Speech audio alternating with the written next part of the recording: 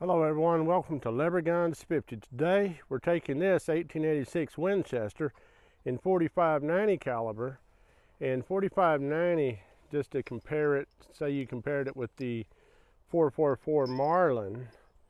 The 44 Marlin will shoot a 250 grain bullet at about 2,400, 2,500 feet a second. This will shoot a 250 grain bullet at 3,000 feet a second. Just to kind of give you a little bit of comparison, it'll shoot a 400 grain bullet at 2,250 feet a second, easy enough. So what we're going to do is we're going to shoot a 250 grain Barnes bullet, 225 grain, I think that might be, anyhow it's an Extreme Defender bullet, and a 300 grain Remington hollow point into some wet books right quick if the rain will hold out, and just see what kind of expansion.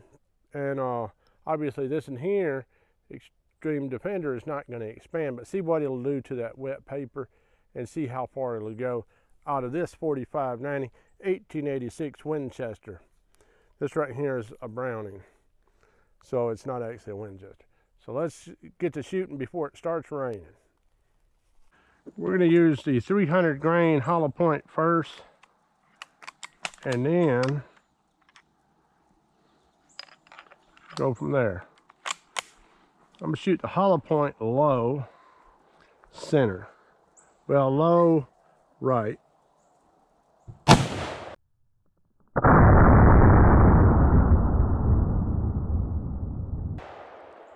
Okay. Now we are going to shoot the 250 grain Barnes low left.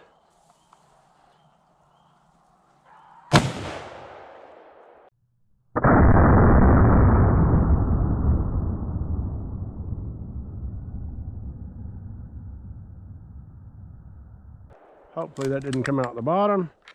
Now we're going to shoot the 225 grain. This is going well over 3,000 feet a second. We are going to shoot it top center.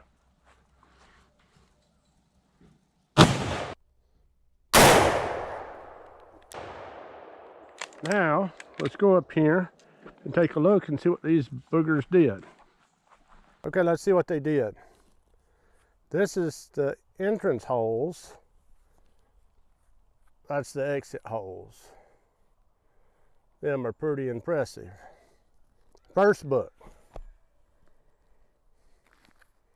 Here are the entrance holes on the second book. Dump that stuff out of there. Look at that. Look at the size of those.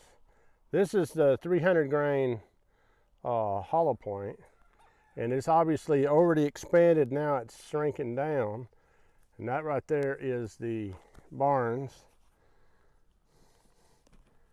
Third book. This is the third book. The Remington's already stopped in this book because it did not come all the way through. So let's find that.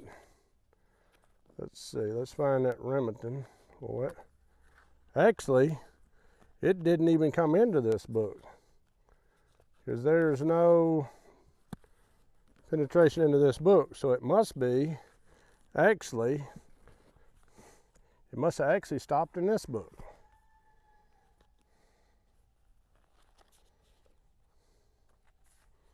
Doesn't look like it.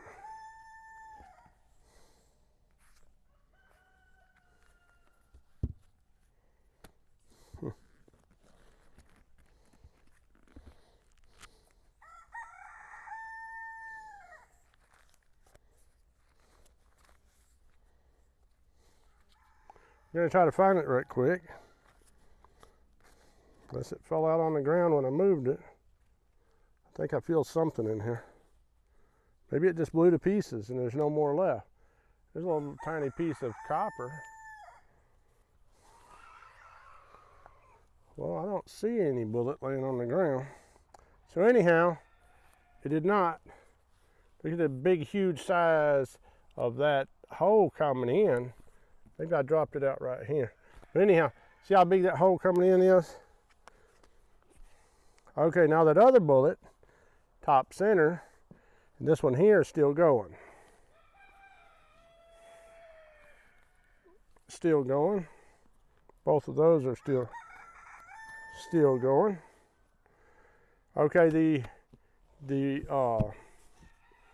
Barnes has stopped. And here's that big old bad boy. I'm gonna set it right there. So we got our Extreme Defender stopped in this book. So let's see how many books that is. That is 1, 2, 3, 4, 5, 6 books. And the, let's see, the Barnes stopped in this one here.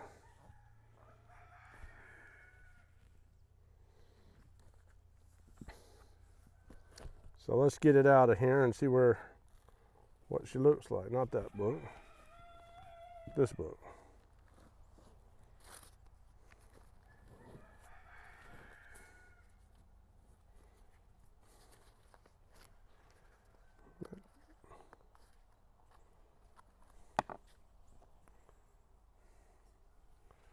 There she is. Let's see if we can find the remainder of that Remington. So we found the remainder of that 300 grain bullet. You see, it didn't come through the first page, but if you look in right here, there is some lead and copper. That is all that's left of it. That is all that's left of that 300 grain bullet. It literally blew up. These are the only remainders of that bullet. While the Barnes held together pretty good. And of course this one here, the Extreme Defender, it held together good.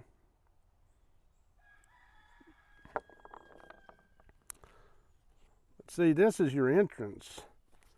And these are the exits. And if you look at that, look at the size of those. That's your exits. And you can see this right here is that Remington 300 grain. And here's your Barnes. But if you look at the devastating, this is your entrance wounds into the second book. I mean, these are literally blown to pieces. I mean, just look at the devastation there. And you can see that that pretty much blew that bullet up right there. It just didn't go much further. I don't know about you, but you can't get much more devastating than that wound and impact. That 4590 certainly has some power up close. Now, obviously these big fat bullets traveling through the air do slow down relatively quick. So at your normal hunting range, they're not going to blow the game all to pieces like those wound channels. They're going to be a little bit more normal size. But just think, if you had a lion or tiger charging you and you shot it up close with that, it would be dead instantly. So that's my thoughts on it. Thanks for watching. Come back and see me. God bless each and every one of you.